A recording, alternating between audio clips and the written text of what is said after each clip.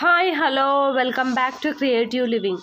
ఈరోజు నేను చూపించే రెసిపీ వచ్చేసి పొనగంటి ఆకుకూర రోటి పచ్చడి ఎలా తయారు చేసుకోవాలో చూద్దాం.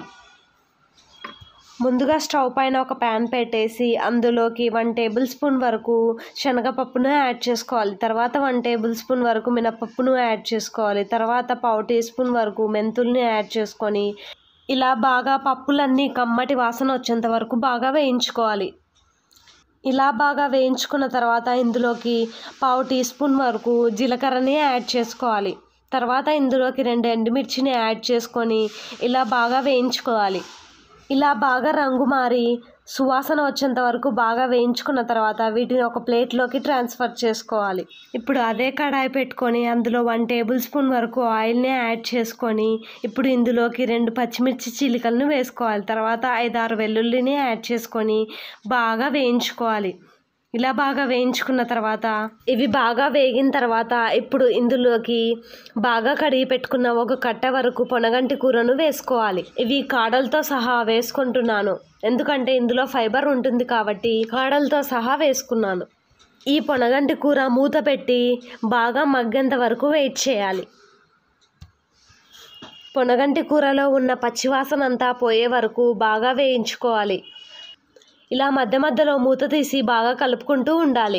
ఇలా బాగా మగ్గిన తర్వాత ఇప్పుడు ఒక బౌల్లోకి ట్రాన్స్ఫర్ చేసుకోవాలి. ఇప్పుడు ముందుగా పప్పులన్నిటినీ ఒక ప్లేట్లోకి ట్రాన్స్ఫర్ చేసుకున్నవన్నీ ఇప్పుడు రోట్లో వేసి 1 టేబుల్ స్పూన్ వరకు సాల్ట్ని యాడ్ చేసుకొని బాగా మెత్తగా దంచుకోవాలి.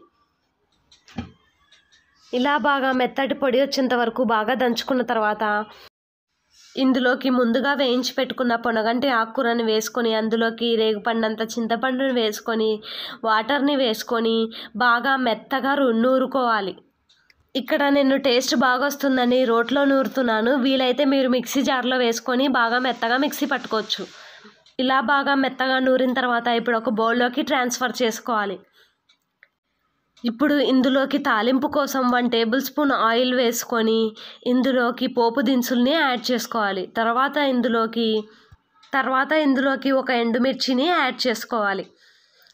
ఇలా పోపు దినుసులు బాగా వేగిన తర్వాత ఇందులోకి 2 రెమ్మల వరకు కరివేపాకును యాడ్ చేసుకోవాలి.